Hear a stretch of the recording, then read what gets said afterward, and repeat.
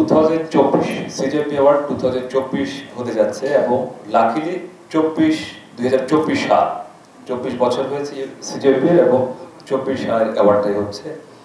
তো সেই অ্যাওয়ার্ডে অবশ্যই এই 24 বছরে সিজেপি প্রমাণ করেছে যে সবসময় স্বচ্ছতা এবং বেস্ট অ্যাওয়ার্ড মিনস বেস্ট যারা পারফর্ম করে তাদেরকে ডেকেছে এবং জমকালো যে শব্দটি বারে বারে হচ্ছিল আসলে জমকালো হয় এবং ইদানিং এসে যা হচ্ছে কিছু অ্যাওয়ার্ডে আমরা খুব বাজে কিছু দেখতে পাচ্ছি। আসলে ডাবলে নয়, যেহেতু আমি আয়োজনের দায়িত্বে থাকি, দেশে দুটি ইন্ডাস্ট্রি তৈরি করেছি, শো বিজনেস এবং ইভেন্ট ম্যানেজমেন্ট।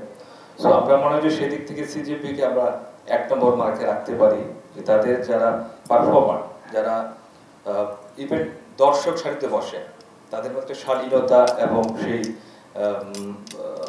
মানে যেটা পশনেসটা থাকে, তো সেটি অবশ্যই ধরে রেখেছে, রাখবে 24 বছর পরে আরো যতদিন আছে।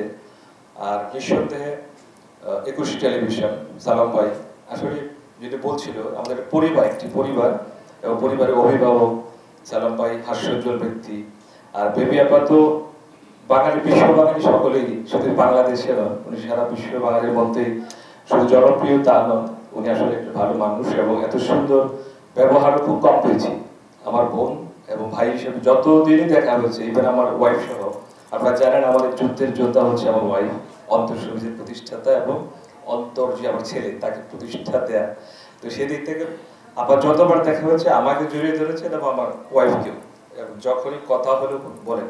তো আমি মনে করি যে আমাদের সিজেপি আমরা যারা আছি যদি সবাই আসলে একটা পরিবার এবং এই ভালোবাসাটাই ভ্রাতৃত্ব বন্ধন সারা জীবন থাকবে। আপনারা যারা আজকে এসছেন কষ্ট করে, আমাদের সাংবাদিক ভাইয়েরা যাদের কলমে বাংলাদেশের অনেক কিছুই উঠে আসে, এই ক্রান্তি লগ্নে আমি বলবো যে আপনাদের এই বিবেককে আরো জাগ্রত করতে হবে এবং আমরা যাতে আপা যেটি বলছিলেন খুবই বাজে একটা সময় পার করেছি এবং করছি, তো এখান থেকে পরিত্রাণ পাওয়ার জন্য আপনাদের লিখিয়ে তুলে ধরতে হবে এবং আমরা আছি আপনাদের সাথে। দোয়া করবেন, সিজেপি এগিয়ে যাবে, আমরা সকলেই ভালো কিছু আশা করছি। আসসালামু আলাইকুম, খোদা হাফেজ।